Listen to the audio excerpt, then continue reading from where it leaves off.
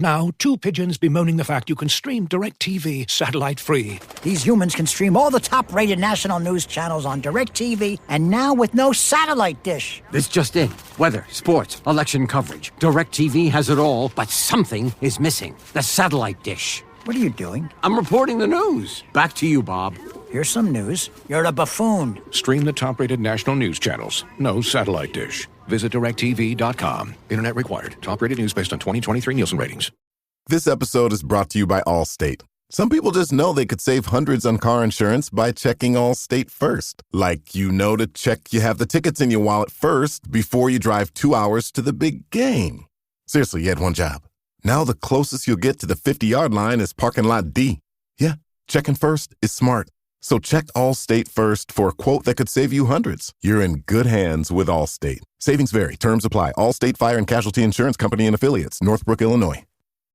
I just MailChimped my marketing. You MailChimped your what? I MailChimped my marketing with AI to create an effective marketing campaign in minutes. No, MailChimp and Way. Yes, MailChimp and Way. Now I can hyper-personalize my campaigns across email and SMS. You can do all that with MailChimp? What did I just MailChimp and say? MailChimp your marketing with the #1 AI-powered email marketing and automation platform, Intuit MailChimp. #1 based on publicly available data on competitors' customers. Plans vary. SMS available as add-ons. Visit MailChimp.com.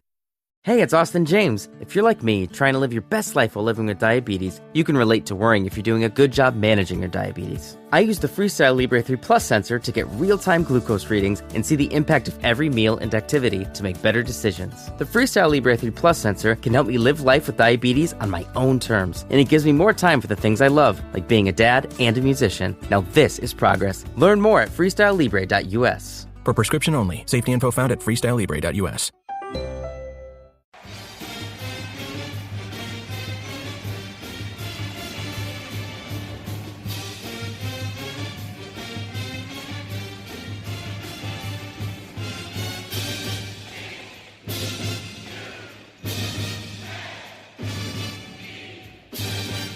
Hello, Duke fans, and welcome to episode number 657 of the Duke Basketball Roundup. We are coming to you about an hour after the Duke-Arizona State game, which was a very fun game to watch for a number of reasons, but we will get into all that. First off, I am Donald Wine. I'm your host for this episode. I have Jason Evans with me. Jason, how you doing this afternoon or this evening? It's 10 o'clock on the East Coast. I'm doing great, man. So my weekend, really quickly. So I went to a wedding. It's fabulous, just an amazing time. I was in Chicago. At the end of the wedding, you know how you have like a late night snack? At the end of the wedding, they served Chicago dogs and Chicago beef. Oh my God, it was so good. At midnight, I was down to these Chicago dogs. I don't want to make any comments about what may have happened later that evening with me in the bathroom, but they were amazing. I was going to say, you should... Nothing good happens after midnight, Jason. They say that about a lot of things, sometimes food. We also have a special guest with us because, Jason, you were at this wedding. We didn't know if you were going to make it back in time to record this show. So, of course, our friend Scott Rich, friend of the podcast, our favorite pinch hitter, decides to step in. And now we have an extra batter on the field. So, Scott, welcome to the show. So I guess we have 10 players in our lineup right now. Too many men, but the penalty's been declined, so you're free to stay. So. We're straining the pitch hitter analogy as far as it can go in my continued visits. Yes. Before we get it, Jason is, as we all know, Jason works in the journalism world. He is getting back to work very, very early tomorrow, so he may disappear after the break. But we're going to start. First of all, before we get to the Arizona State game. Donald, I should explain really quickly. So because I was at the wedding, I could not watch the Florida State game. I was like, SMU. You keep saying SMU, Florida State. Yep. You said that all day. I know. I keep on, I don't know. It's these schools that have multiple names, you know. I watched the Florida State game. Miami did great against them. So the SMU game. So after the break, you guys are going to talk about that game. I would have nothing to say other than I can't believe we lost the game where we had a 6-0 turnover advantage. That's incredible to me. But that's my only content there. So I did get back in time. I changed my flight. I got back in time to watch the Arizona State exhibition. I'm here to talk all about that. And then you guys can handle the football. Right. And he's going to go to sleep because it's an early wake-up call for him. But before we get into the basketball, very quickly, I, as you know, am a big soccer fan.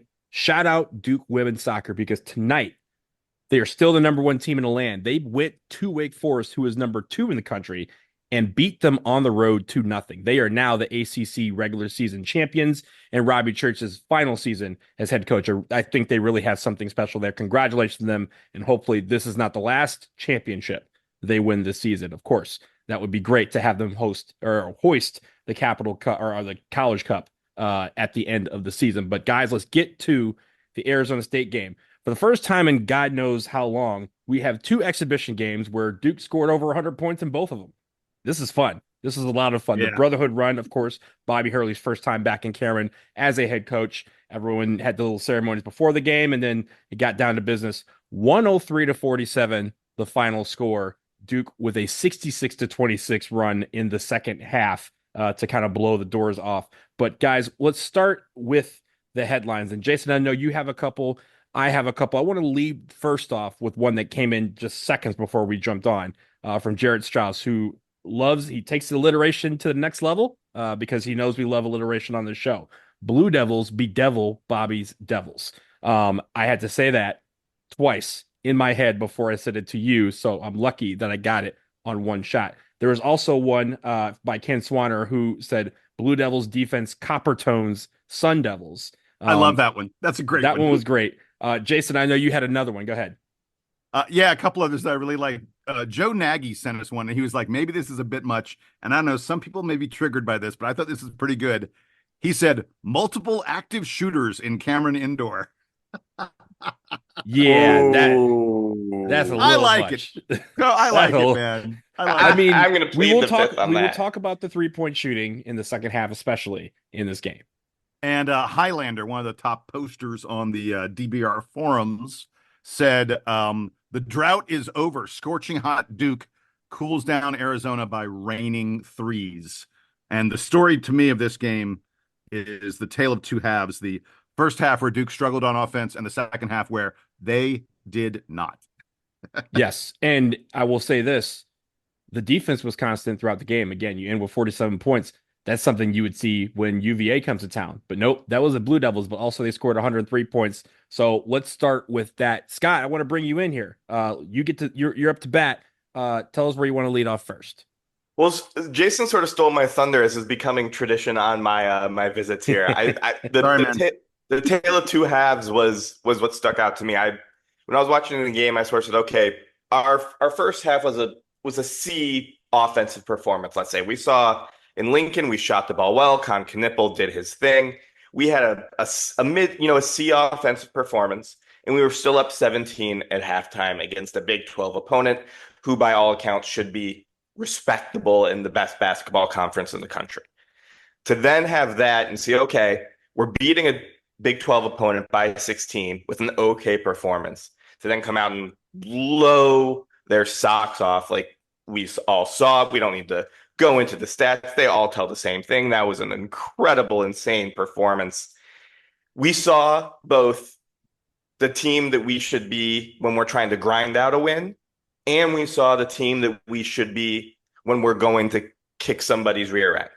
And we saw that this team can do both. This team at its lowest, and again, I think that a 2 for 11 performance from three on a lot of shots that were really open in the first half is probably as bad as this team is going to shoot from three. To be up that much after that performance because of how stifling that defense was, and then be able to turn it on, it says something that you can go from that 2 for 11 for performance to such a insane shooting performance in the second half. That's not something we've seen from young Duke teams in the recent past. We see those slow starts become slow entire games. So that's one of the most encouraging things that I saw beyond the obvious insanity of that final score.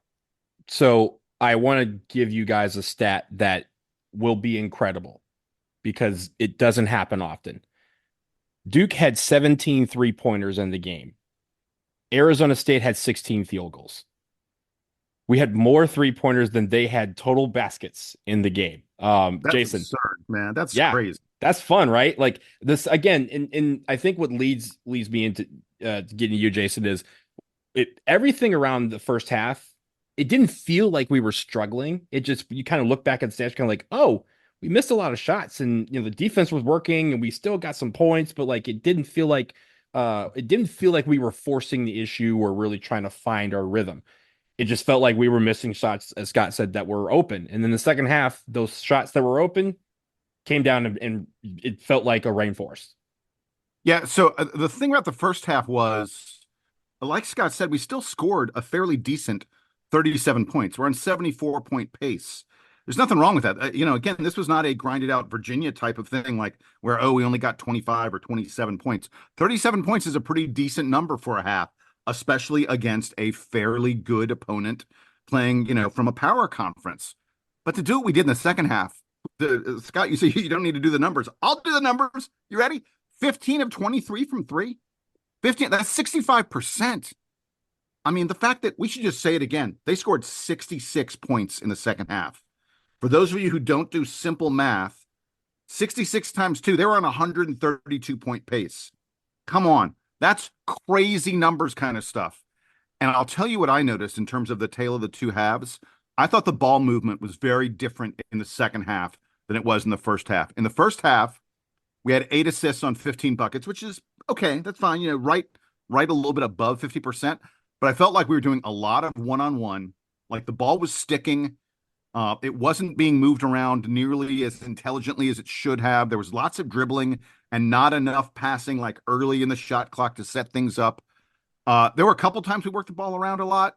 In fact, I remember one play where we specifically just rifled it around the perimeter. Everybody got a shot at it until it finally ended up, I forget who the shooter was, finally ended up in a wide open three-pointer that we promptly clanked and did not hit. But I mean, for the most part, I thought in the first half, the ball movement wasn't as good. Cooper Flagg, especially to me in the first half, took some really questionable shots. Sometimes it was with the shot clock getting a little bit lower, but sometimes it felt like he was forcing stuff in the mid-range that I'm not super comfortable with if your name isn't Kevin Durant. So, and he's not Kevin Durant yet. But then the second half, 23 buckets, 17 of them were assists. That's a huge, huge number. The passing was just way, way better. And as a result, on this game, we finished with 25 assists on 38 baskets. That's up in the 2/3 kind of range. That's a really big number. Yeah. That's where, that's your goal, but that's not something you're going to achieve all that often. And one thing I noticed about it was we had 6 different guys get 3 or 4 assists. There was no one guy who was dominating the passing. And it's worth noting, second half, we only had 2 turnovers. So again, in the second half, we have 25 assists and 2 turnovers. That's a pretty good assist to turnover ratio. And to me, that was the reason why we just ran away with this thing. Can I point out that you mentioned 66 to 26, the margin in the second half, we scored 66 points. Last year, we played 36 games, and in 18 of them, we held the team to under 66 points for the game. We scored 66 points in one half. That is an incredible stat for any game, much less a game against, as we mentioned, a Big 12 opponent. Scott, go ahead. So, Jason, I think you rightly pointed out that Cooper's shot selection wasn't the best in the first half, but I think we shouldn't let that obscure the fact that he was playing, I think, a very solid offensive game. And I think he was doing something very different than we expected. He was our primary facilitator on offense for much of that first half. Caleb Foster was bringing the ball up the court, but the first pass was always to Cooper, and Cooper was the one who was actually initiating the offense. We saw a lot of high screen and rolls with Kaman Malach that you would normally be doing with a 1-5 big man point guard screen and roll. Instead, that was getting done with Cooper Flagg. And we saw Cooper hit Kaman with a couple of those really nice lobs. There were a couple of others that could have been assists. He only had 2 assists in the first half. That surprised me based off of my notes. It certainly felt like he had more. And they were, those Kaman had a couple where he missed the first shot, got his own rebound, put it back in, things like that. I think that was a very interesting development. The fact that even if Cooper Flagg is playing the quote unquote 4, he is going to be relied upon to actually initiate the offense. He's going to be the guy who may be getting the hockey assist more often than getting the assist or getting the actual points. That's a really interesting development. And Jason, you've been on this for weeks about the fact that John has been calling him a guard, that he's been working out with the guards in practice. we saw a bit of that in the Lincoln game. I think we saw that today. And oh, by the way, we also saw a lineup where he was out there as the 5 in the second half. So we have a guy who's going to be the first overall pick in the draft who can very conceivably play 1 through 5 on an ACC team in a 50-point shellacking of a Big 12 opponent. Holy insert expletive here. Scott, the thing to me that I noticed, especially in the first half, because in the second half, it becomes the Con Knippel show, and we should really get to that in a second. But in the first half, the thing I noticed about Cooper was, and I've spoken about this before, his gravity on the court. The way that the game is focused on him, and it feels like he's in control of the game, sort of regardless of exactly what he's doing at any one given moment. And I completely agree with you that Duke was clearly running the ball through him. We should note, by the way, just very, very quickly, again, before we get to Knippel, who I'm sure everyone's like, how have you not talked about this guy yet? But I thought the guy who was the star of the first half to some extent was Caleb Foster, and to a lesser extent, Kamen Malawach. Like, Con Knippel got this game from a 20-point game to a 50-point game. I mean, not by himself, but that was sort of his role. But the guys who got it from a 0-point game to a 20-point game were Foster, Malawach, and Flagg. Again, Cooper wasn't having his best game. But I don't want us to get lost on Caleb Foster had 9 points in the first half. And I thought he was Duke's best player on offense in a half where we were struggling offense. I was going to say Caleb Foster in the first half, I thought really set the tone. And I also thought Flagg did too. We mentioned, I think people have to understand that Cooper Flagg is not going to go for 40 points and 20 rebounds and 8 blocks every game, right? He's going to have some of these games where he affects the game in a way that is not on the stat sheet. He's not going to get, like, again, he got 9 points tonight, but it didn't feel like to me that he had a bad night. He had a pedestrian night by shooting standards, but he was able to affect the game in other ways. And as you both have mentioned, we're able to get our offense flowing in different ways, including getting the ball to other people, namely the guy we're going to talk about next, Con Knippel. 19 points, 6 for 11 from the floor, 4 for 8 from 3, made all 3 of his free throws, 5 rebounds, 4 assists, 2 steals. That is what we call a stat stuffer. We like stat stuffers on this podcast. But I think about Con Knippel, the one thing about his shot is they kept talking about how he's going to be the best shooter in the ACC or one of them. And every time Corey Alexander said that on the broadcast, Con Knippel hit a 3 to back him up. And I think he hit 6 of them. And he hit 4 of them. And I think on 3 of them, the net didn't even move, including the one where he hit the and one from the top of the key. And as soon as he shot it, like, you hear the whistle and you kind of go, well, that's a dumb foul. And as I said that, it just like flows right through and barely touches iron. I don't know what kind of shooting drills that he's been doing relative to the other people, but that really not just helped him, but it boosted the whole team. 8 players on this squad had a 3-pointer tonight. And if we're going to have shooting coming from everywhere, led by one guy or 2 guys, then absolutely this team is going to be a force to be reckoned with, because teams are going to be like, okay, we'll lock down Con Knippel. Damn. Now I got these other 2 guys shooting threes. Sion James hitting threes. Mason Gillis hitting threes. Cooper Flagg hitting threes. Darren Harris making threes. Darren Harris, who's like, what, 9th off the bench or 9th person in the game, hitting threes, right? So you have that mentality of, if one guy sees the floodgates open, then everybody's coming through. Jason. All right. So the quick comment I wanted to make on Con was this. So we've got the nickname Katriple, and I adore that. In the first half, he was 0 for 3 from 3. So Katriple was Kazipple in the first half. But in the second half, I don't know, was he Kafuego? Was he Kamazing? I don't know. I need to workshop those a little bit more. They're not quite working as well as Kazipple. But we got this reminds me, we did get a headline that didn't make the cut, but Ken Goodson wrote, Knippel triple. Stop me if you've heard this. That was his headline. Exactly. So you heard his name quite a bit. Yeah, and I'll give to Scott to talk more about Con, but I just thought the one he hit, I think it was his second one to the second half, where he had the 2 dudes all over him, and he was like falling out of bounds. I was like, oh, my man. And Flagg is like right next to him. So like it was like a quick dish where they fed Cooper, and Cooper was like, oh, there's 2 guys on me. I'll just pass it to Knipple, and you're thinking, oh, Knipple's like down the corner. No, Knipple was like 2 feet from him, and he passes the Knipple. Knipple's like, I'll shoot it, and he just shot it over 2 guys. It was great. It was outrageous. Scott, take it, man. I think that we're beating around the bush here, which is the fact that most of Khan's performance was in 6 minutes in the second half. He only played 6 minutes in the second half. Went 4 for 5 from 3. Yes, he scored 15 points in 6:21 of the second half. Again, this is not against Lincoln. This is not against Maine. This is not against a normal D2 exhibition. This is against not the Big normal. 12 opponent. This is not normal. I hope it is normal. I would love it for it to be normal. Before he blew up, my big takeaway from this game was going to be this. And obviously the main takeaway now is Khan just blew our minds in that second half, right? But there were 2 storylines about our freshmen coming into the season. It was, is Kaman Malawach going to be ready to play from day one? And is Khan's defense going to be good enough to keep him on the floor? I think we saw really strong answers in the affirmative of both those questions today. Even before Khan's offensive explosion, and if a guy's doing that, he's going to play no matter what. Khan was, at worst, respectable defensively. And that's all we need from him.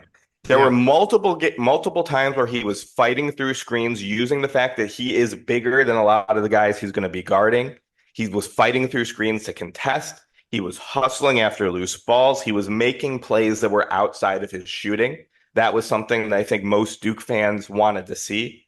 And obviously, Kaman Malawach, I think, Jason, you're going to talk more about this, but he showed me something in that first half. He fumbled a couple balls. Yes, he didn't dunk a few where he should have, but he looked like he belonged, and his defensive presence is just enormous. The amount of shots that were easy layups that became crazy airballed floaters because ASU's players knew Kaman was coming.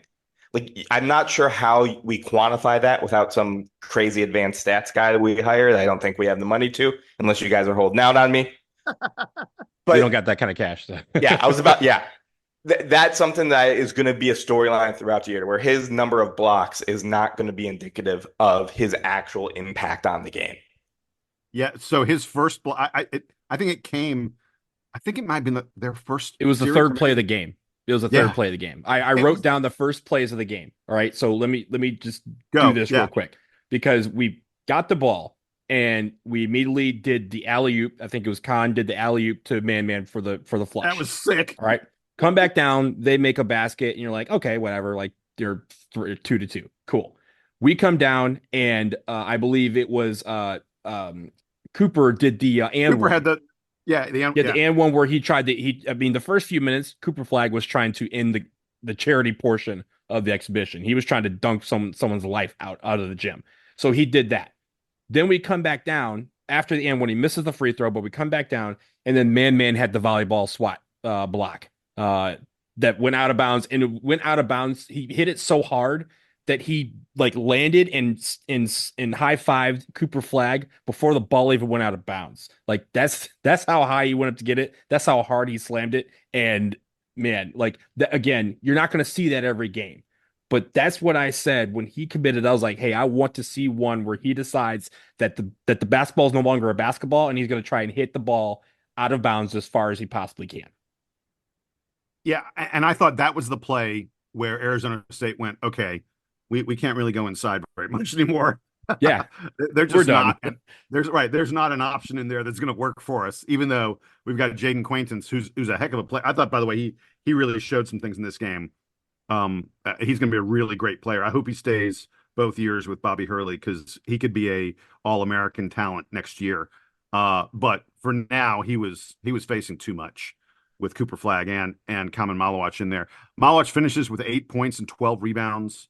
3 of them were offensive rebounds. He had a bunch more where he kept the ball alive, and someone else got it or Arizona State got it, but you just saw his ability to like keep those balls alive. And it's worth noting, only 1 foul for him.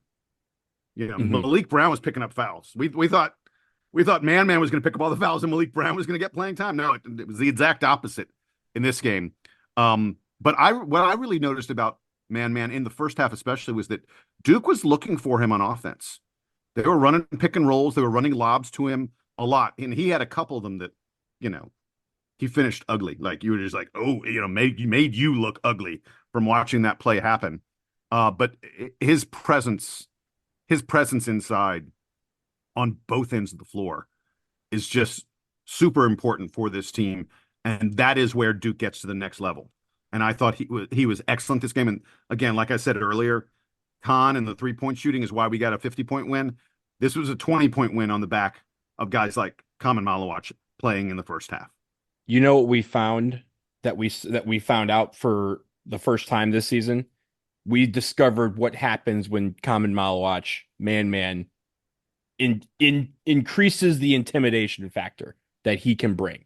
And by that I mean he had a couple of throwdowns where he kind of, dunked the ball and looked at somebody on the ground or looked at the bench and kind of yelled to like, hey, this is going to happen more often. He got a couple rebounds where guys had great position, but it didn't matter because he just jumped over them and grabbed the ball from behind without touching them and coming down. And you could see the guys kind of turn around and the ball's going the other way. And you could see Arizona State players going like I did everything right and still lost on this play. And then there was the, again, the volleyball swat block that he had. So I think with him, the more that it starts to, the gears in his head start to figure things out, the more the intimidation factor increases. Because again, like you said, Jason, he did that block with the third play of the game. And the rest of the time they were like, oh, we got to adjust our approach. And once you do that, 3 plays into the game, you're already behind the eight ball. And that's going to be what we hope a lot of teams have to experience in this. But I really liked how he performed. I liked, again, that it feels like the game is slowing down a bit. You mentioned the fact that he only had 1 foul. I will say, with the exception of Malik Brown, we only had 12 fouls in this game, and I think only one guy had 2 fouls. Everyone else had 1 or 0. So the fact that we are able to play defense as well as we did tonight without fouling, that is going to be, again, another thing that people are going to have to overcome, because they can't just beat us at the line by forcing guys into foul trouble. And again, it doesn't even matter, right? Because Malik Brown gets into foul trouble with 3 fouls in the first half. Man comes back in, and all of a sudden you're still toast. So you have that. Yeah. Is this where we start talking about the bench? Because oh my goodness. Sion James, Malik Brown, Mason Gillis all came in together at the same time. But I thought all 5, Harrison Evans as well, all those guys had really nice moments. Malik Brown, sort of doesn't scratch, but everybody else just showed off the ridiculous depth on this team. I don't know what Shire's going to do. I don't know how he's getting, on the broadcast, they said Shire feels like he has 7 starters. I think we all know who those, it's the 5 guys we saw today, plus Sion James and Malik Brown. But I don't know how you keep Evans and Harris on the bench. I don't know how you keep Mason Gillis on the bench. Sion gets 13 off the bench in this game. Mason Gillis gets 10. Darren Harris gets 10. Did you see Duke outscored them 40-22 in bench points? 40 points off your bench when your starters are as good as our starters are? Come on. I'm dying to see how Shire's going to figure this out, but I will note one thing, and this is super important. This could solve all of our bench issues. You got ready to hear it? Here's the solution. We beat everybody by 30+ points. Yeah, that's what I said to my best friend. I said, if we're up by 40 or 50 in every game, then everyone's going to get to play. We want, he said something like, oh, if we're playing 10 deep because we're up 40. And I said, I hope we go 10 deep all season, because that means we're blowing everybody out. So yeah.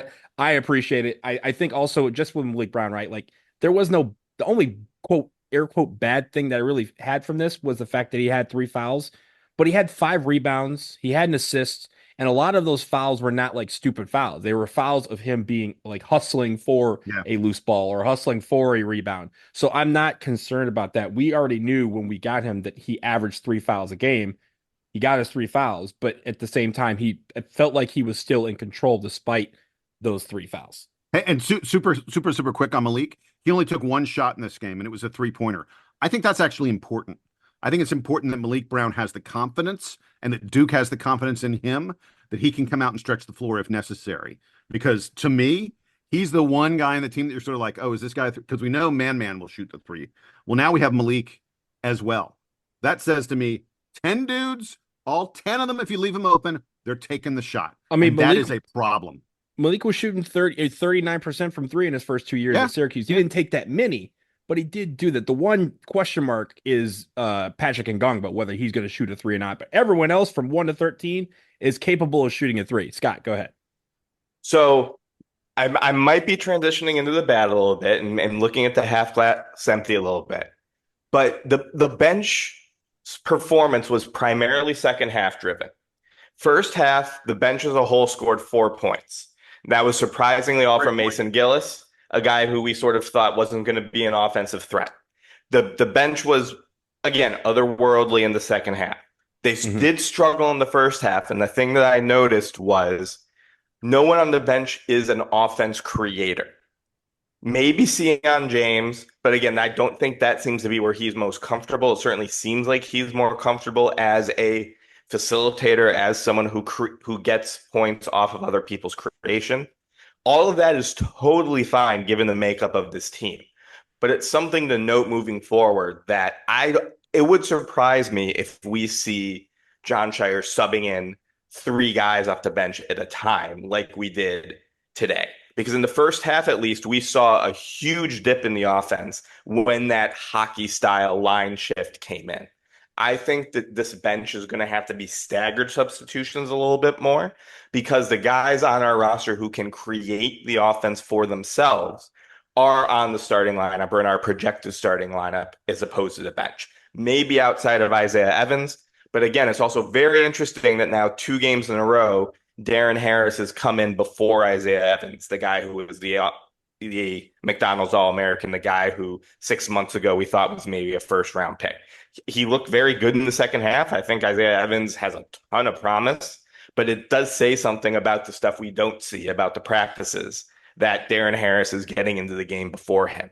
And that's something we hoped Isaiah Evans was going to be our microwave. He showed some glimpses of it today, but that's something if we're maybe tap the brakes just a touch on the bench enthusiasm, in my opinion, just because we don't have that microwave 6-man instant offense guy off the bench, at least that I saw today.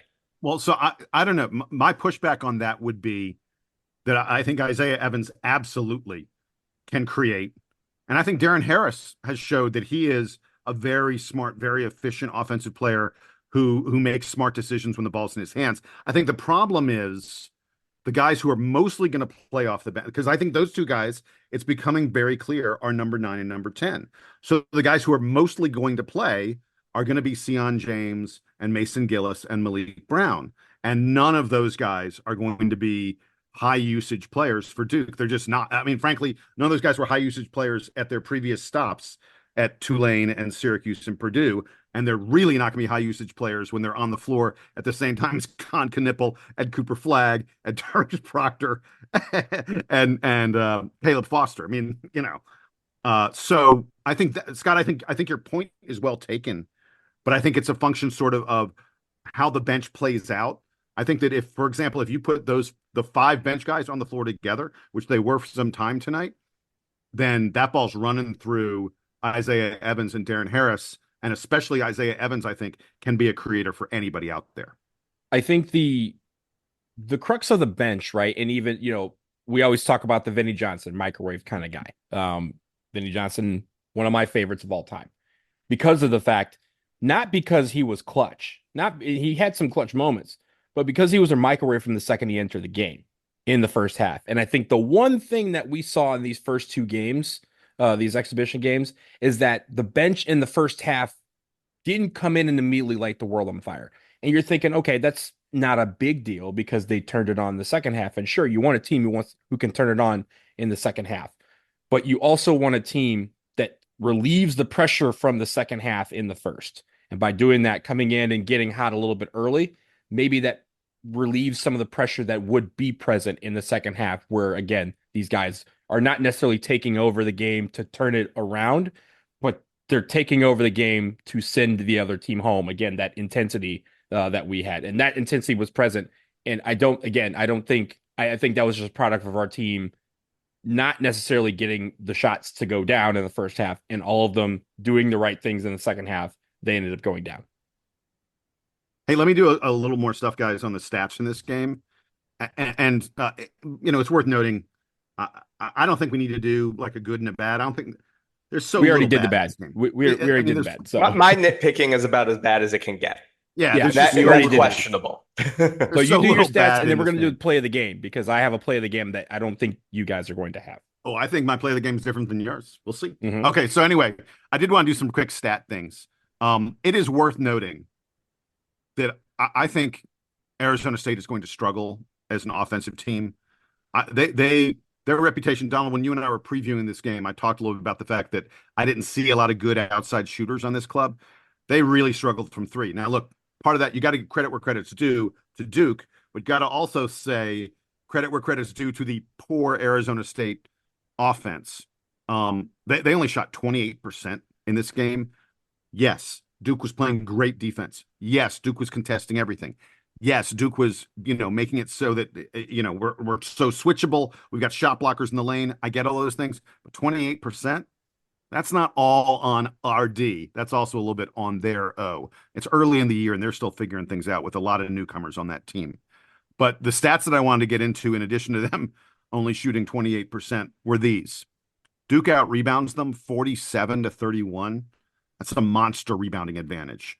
Mm-hmm. And usually you go, oh, you have rebounded them, but did you get more, turnovers or something like that to make it? No, I mean, Duke crushed them in turnovers. We crushed them on the boards. Here's some other places we crushed them. 17-0 on fast break points. Arizona State, big old goose egg, a kazipple for them on fast break points. Did they even have a fast break? Like, I don't recall one. So yeah. I mean, we had so few turnovers that they didn't get much of a chance. I said earlier, we only had 2 turnovers in the second half. Points off turnover, 26-2 for Duke. Only 2 points off turnover for Arizona State. Points in the paint, Duke won 38-14. And I mentioned this earlier. I think we had 40 bench points, 40-22 on bench points. The last stat that I wanted to give you guys, maybe the most important one. This was a 73 possession game. 73 is a pretty big number. If Duke consistently played 73 possession games, they would have the seventh fastest tempo of any team in college basketball, according to last year. 73 puts you in the top 10 in terms of fast tempo. And it's not like Arizona State is a team that usually plays super fast. Like last year, they were like in the top 90, top 100 in terms of tempo. So I think we've heard Jon Scheyer talk about wanting to speed things up. We've heard Jon Scheyer talk about wanting to use this depth and run a lot more. We saw Duke throw a full court trap at them a couple times, and it worked a couple times. I think you're going to see that. You're not going to see Duke like pressing the whole game, but you're going to see this team trying to push the pace. You're going to see them trying to throw defenses at teams that speed the other team up. And I think that was a big part of today's victory, was Arizona State just never looked comfortable playing offense against us. And when you're not comfortable and suddenly the other team's grabbing the rebound or getting a steal and going the other direction, you're in real trouble. And I thought that was that tempo to me was a significant aspect of this game that could tell a tale about what we see from the rest of this season. The excitement that the team has when they get the ball, whether it's via rebound or via steal, they all are running the other way. They're like, oh, I can't wait to turn this into points in the other end. I think that is the tempo that Jon Scheyer wants, and that's what we're hopefully going to see as we enter the first part of the season. Guys, let's get to our plays of the game. And you guys you didn't know this, but you led me to my play of the game when you were talking about Con Knippel's defense, because my play of the game involves a Con Knippel defensive play.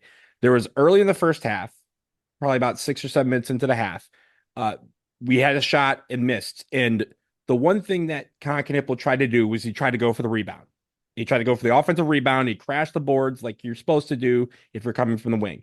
And he didn't get the ball. You're like, okay, that's fine. Arizona State is actually trying to go the other way sort of quickly. But Con snuck up behind the ball handler, poked the ball free. It lands basically right in the arms of Flag, who immediately throws a quarterback football pass over the top of everyone down court to Proctor for the layup.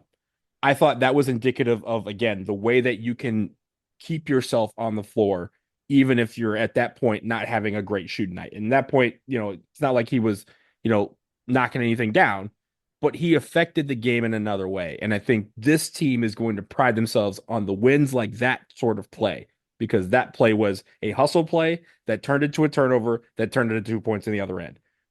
And also in all of that, it is also a demoralizer for the other team, because the other team now has to realize, oh, I'm now down 2 points. And as anyone knows who's ever been a point guard, myself included, if you get a turnover and someone pokes the ball from you, guess what you're doing the next possession? You are just that much more shaky with the basketball. You just have that that in your mind that, oh no, this could happen again. That's what Duke is feeding off of with these teams so far, and that's what they hope to do this whole season. But that is the type of play that I would love to see. So Kyle Knipple, he's my play of the game.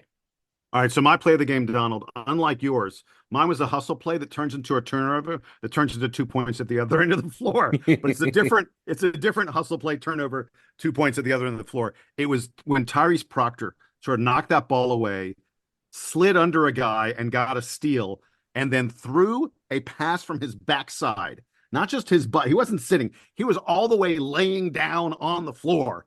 And he threw a pass to Cooper Flagg for a dunk. To me, that was a crazy good play. And I can't believe, I think this is the first time I've mentioned Tyrese Proctor's name. It's just wrong that we've gone this long without talking about Tyrese, who had another very, very nice game. But to me, that was the play. Just like yours. I love the defense, the outstanding defense, the hustle, and then the transition to offense for easy points. Scott, what is your play of the game, sir? I'm going to take the easy route way out here. First offensive possession of the game to me was just beautiful, beautiful basketball. It was. It was all 4 out of 5 people on the floor touched the ball. It was Proctor to Flagg to Knipple to Malawak, jam. It was beautifully run. Everyone was involved. It made use of not the gravity that not only Cooper takes advantage of, but also Khan's gravity as a known shooter.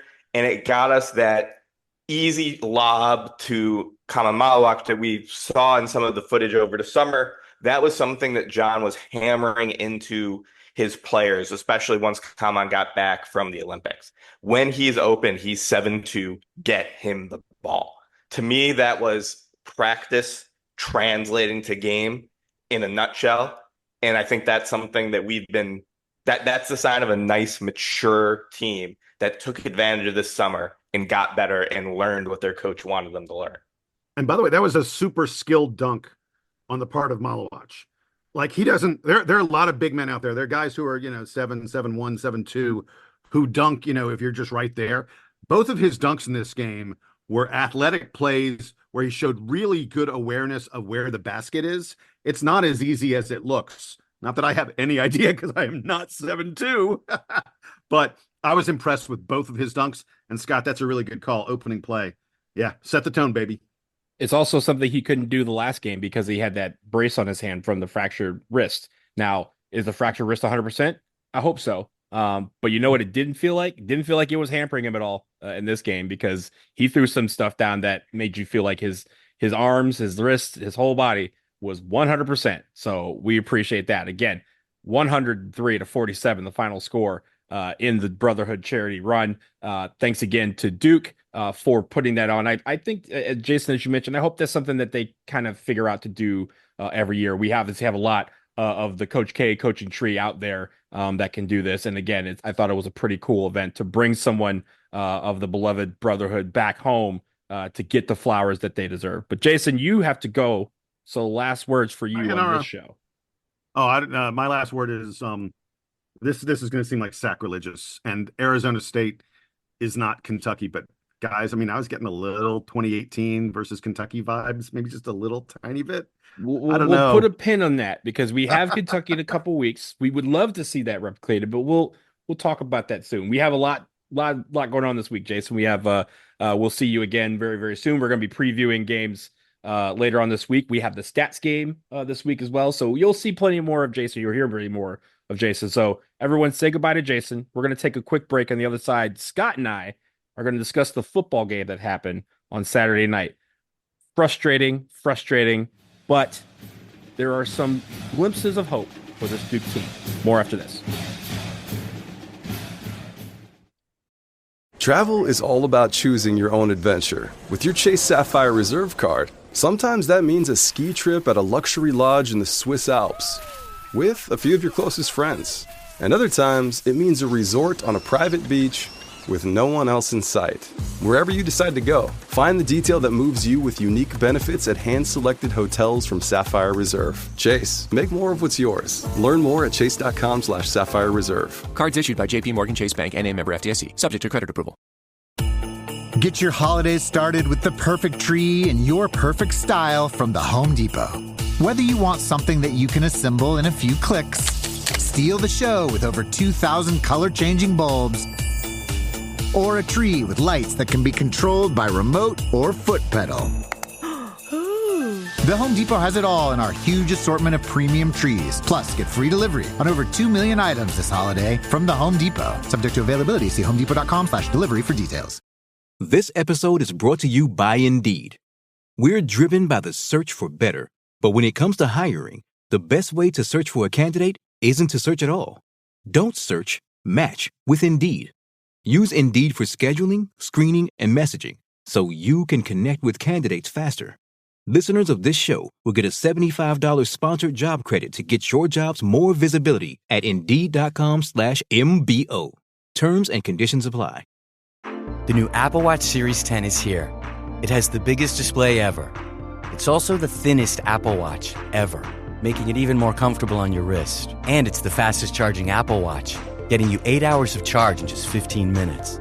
Introducing the all-new Apple Watch Series 10, now available for the first time in glossy jet black aluminum. Compared to previous generation, iPhone XS or later required. Charge time and actual results will vary.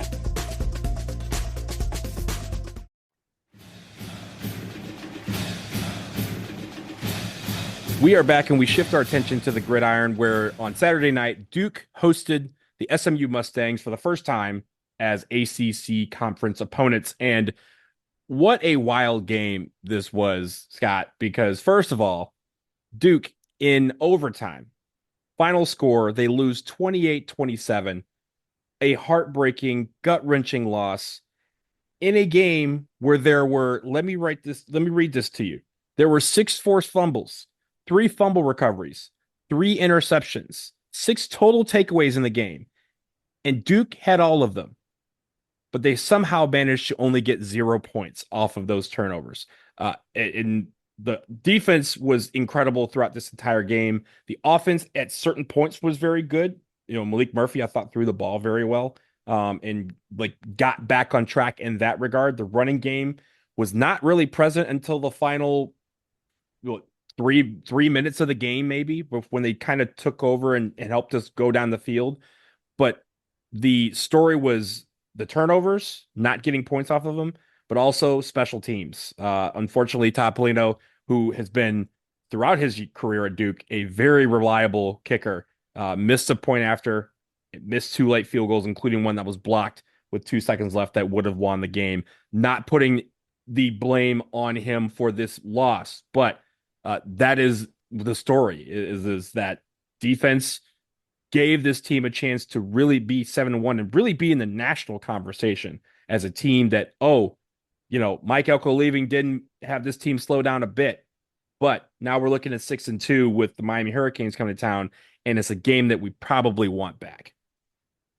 This is one of those games that hurts more because it was close. I think most Duke fans were not expecting to win this game, nor should they have, based off of the rankings, based off of the spread, based off anything you want to look at it.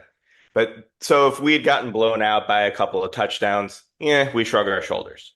This was a game that Duke should have won by almost every objective metric, and they didn't, and that's what makes it hurt because of the missed opportunity. Like you said, if Duke wins this game, they're a top 20 team, and all of a sudden it's Duke Miami next week is a game day game or something like that. Possibly, yeah. Right? I mean, it would have been under consideration, but at least it would have been had national implications for sure. So it's the lack of balance from this team is something that I think is going to have to be assessed in the offseason. The fact that this team can be so elite, because this program has been elite defensively, nationally elite, and then so subpar offensively is something that is going to need to be addressed if Duke is going to take the next step forward that I think we have all been wanting them to take for the last 5-10 years. And make no mistake about it, this is still a 6-2 football team. I think entering this year, we all would have said if Duke is bowl eligible, this is a win in Manny Diaz's first year. Once you get to 6 wins, you want more. Once you get the bowl eligibility so quickly, you want to be competing for the conference title. Duke had that in their hands, and it's just frustrating. The one thing I will say, and I might be sort of preempting you here a little bit, I don't mind the fact that Manny Diaz elected to go for 2 at the end of the first overtime. I think when you're a home underdog, you do that. I hate the play call.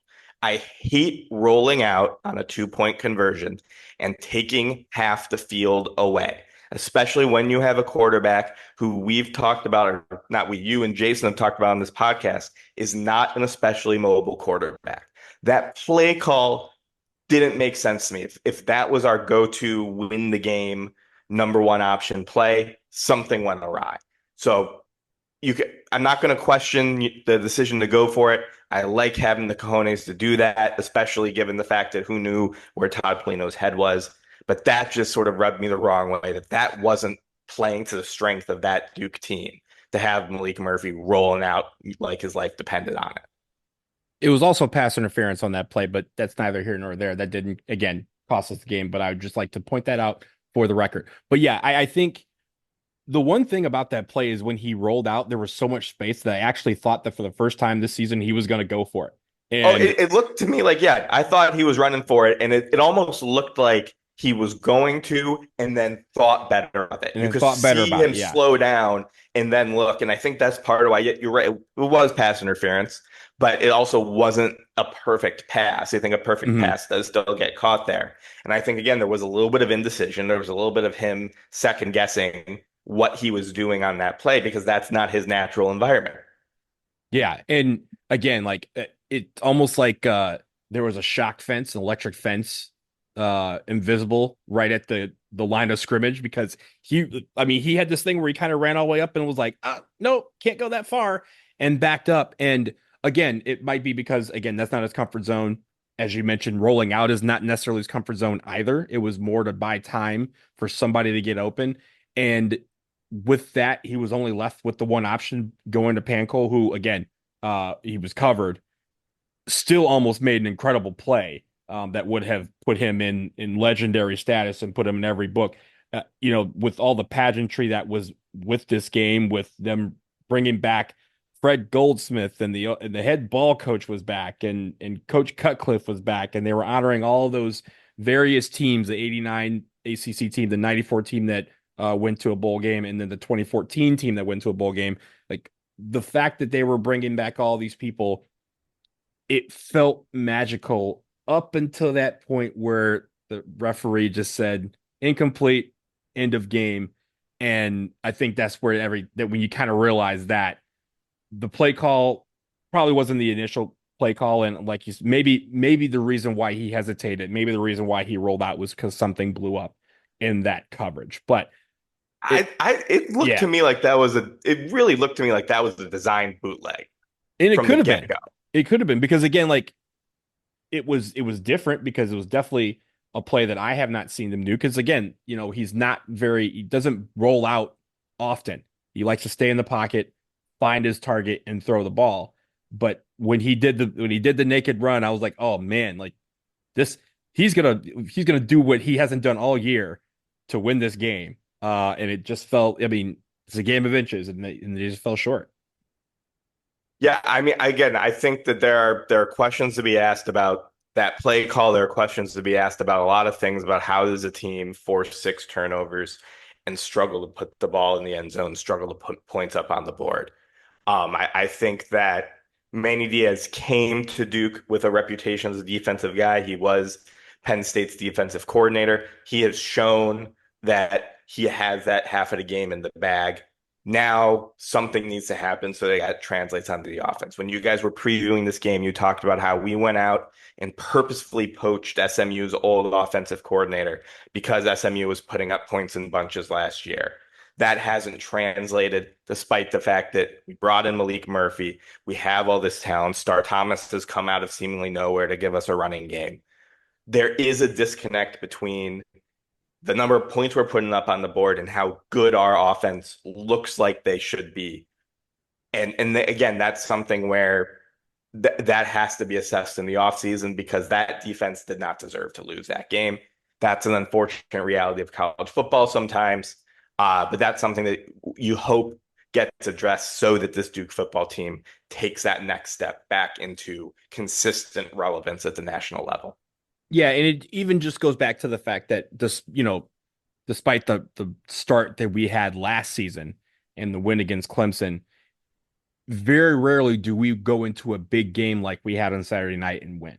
And so it hurts to fall just that one play short, that one, whatever play you want to pick. We were one play short of winning that game and winning a big game, again, prime time national televised game, ACC Network's game of the week, and we could have been sitting pretty entering a matchup with the number 5 team in the land next week. And now we're going to that game and we kind of have to recover mentally from that and still know that we have the tools to beat Miami. Despite the fact that Miami is 7-0, we still have the tools to beat them. But we have to overcome the mental aspect of when it gets down to clutch time, when third and long, whatever that situation may be, that we know that we can go out and get that play and then actually go out and do it. That's the one thing that's been eluding us for several years is that ability to make that play that we know we need to win a ball game. And yeah, sure, sometimes it comes through against some of the lesser teams, but against those bigger teams where, again, you want the college game day, you want the Fox News Saturday to be like, yo, did you see what Duke just did like last week against this one team, went out there and beat them? Like, you want to have that be in the national conversation of teams that you shouldn't overlook. And unfortunately we suffer this loss, but I think again we're still in good shape. Our defense is honestly one of the better defenses I have seen in Duke history, and we've had some great defenses over the years. We've had some great defensive players, but the way that these guys move to the football and the way these guys are able to force turnovers, I think has been nothing short of incredible, and they deserve all the credit for keeping us in that game and giving us a chance to win. It's a lot harder to go on the road and upset a top 10 team coming off a loss than it is coming off a big win.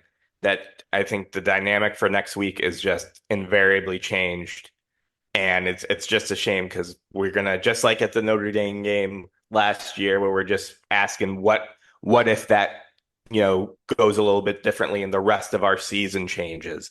To me, this feels like an exact same moment of what if that 2-point conversion goes differently. We might see the rest of the season's trajectory change. I hope I'm wrong. I hope these guys come out and put up an inspired performance. But this just seemed like that what if moment for this season.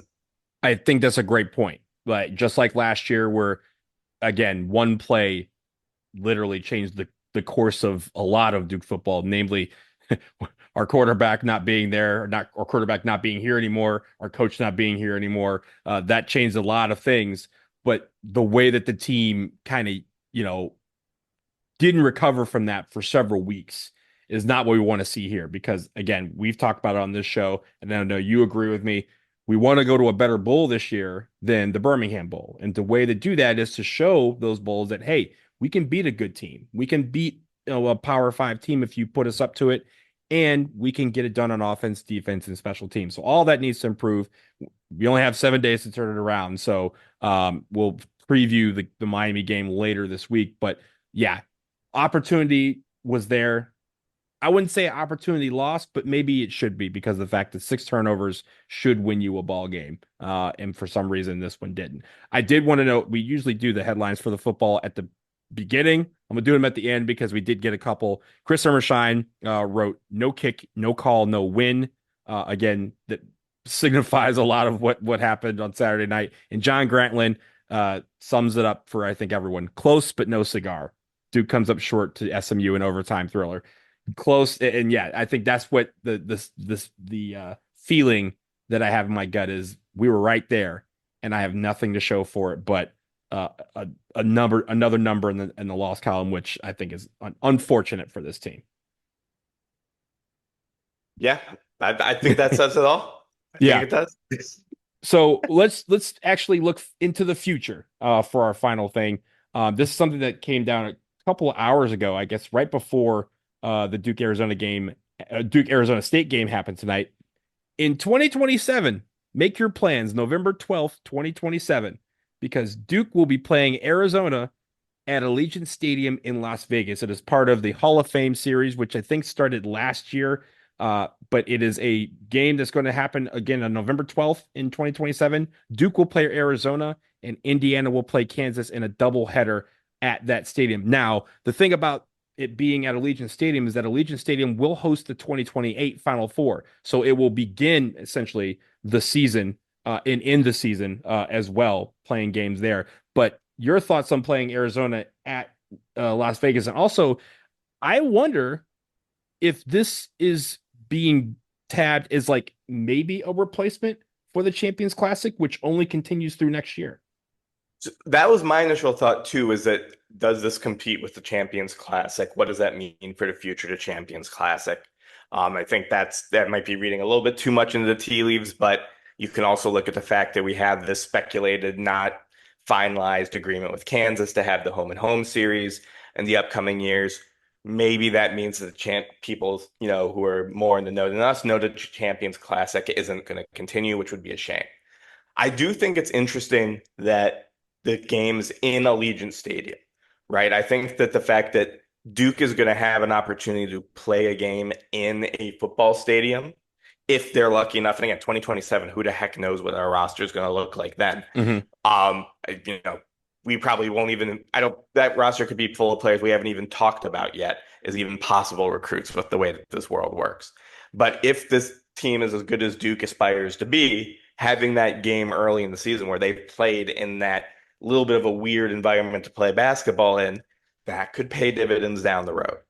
That's something interesting about this. And again, I think the fact that Jon Scheyer is continuing to schedule aggressively is something that bodes well for the future of this program. Anytime Duke is in these events, anytime it is Duke on the marquee, it is good for recruiting. It is good for the attitude around this program. And it's something that obviously Jon Scheyer is making a concerted effort to make sure that if there is a marquee event, Duke is going to be a part of it. This reminds me the way you just said that, and it's kind of the same thought that I have of, hey, you have a chance to kind of view where you want to be. Like your end goal is to be cutting down the nets at the Final Four, and the Final Four is going to be in this stadium that we're playing in November. I'm pretty sure that in 2009, UNC and Michigan State played a one-off game at Ford Field in the early part of the season, and then later on that was the national championship game in the same building. But I remember either Michigan State or UNC or both played in that arena, and I was like, wow, that's a really good advantage because it is something that they get to experience down the line, and maybe if they get back, they know how to play under those lights. So I think that is, again, one, great scheduling of the team. We still get to play Arizona. It feels like Arizona could become one of those teams we see a lot more often down the road. And then also we get to play in the gym or in the football stadium in this case, that we could possibly play in at the end of the season and really, again, aspire to come back and say, hey, we'll be back in April, which is where everyone wants to be. It's something where you only do these things by practice. You only get these experiences by doing them. And Jon Scheyer is very obviously and very concertedly making an effort to give his players all of the opportunities to get better and to learn about themselves early as opposed to late. I think we are long in the past are going to be the teams where we enter January and we don't really know what this Duke team is going to look like, right? Duke is going to be battle, and this is not something new, right? But this is something that has been gradually happening for over the years as the committee has changed how they look at seeding and things like that. John Shire is very concertedly saying, we are going to test our team and we are going to know what they're made of come ACC play rather than wait for them to prove themselves in ACC play. I think that's something that's only going to continue to pay positive dividends for this program. Yeah, I just checked. And by the way, that game did happen in 2008. It was actually the ACC Big Ten Challenge game for those two. UNC and Michigan State played on December 3rd, 2008 at Ford Field. They then played, of course, in the national championship final into April 6th, 2009, the same season. UNC won both matchups. So I guess the winner of this one, like Duke, Arizona, let's win that first one so that we know that we're going to win the second one. I think that's the moral of the story there. But Scott, anything else before we wrap up? Again, thank you so much for being a part of this episode. Always happy to be here. I'm always happy to come on when we're happy after a 50-point win, even if it is an exhibition game. Yes. Well, hopefully we'll have more 50-point blowouts throughout the season that we can bring you back for. But everyone, Scott Rich, he is part of the DBR forums. He is a beloved friend of the podcast and our favorite, as I said, our favorite pinch hitter, which even now you're serving. You served on the team, and our main guy checked out because he has to go to sleep, which we do as well. So that's going to end it on this episode of the Duke Basketball Roundup. Thank you as always for listening. Again, 4 games. Get your headlines in after the game. dbrpodcast@gmail.com. We will obviously have another football game this Friday or this Saturday. We will preview. The stats game is coming this week. We will record that, so stay tuned for that. But everything else, for Jason, who is now asleep, hopefully at this point, for Scott Rich, I am Donald Wine. And now it is time for the Duke Band to play us out and take us home.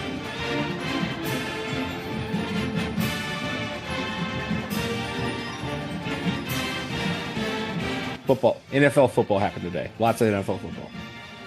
Jordan Mason's killing my freaking fantasy team right now by getting hurt.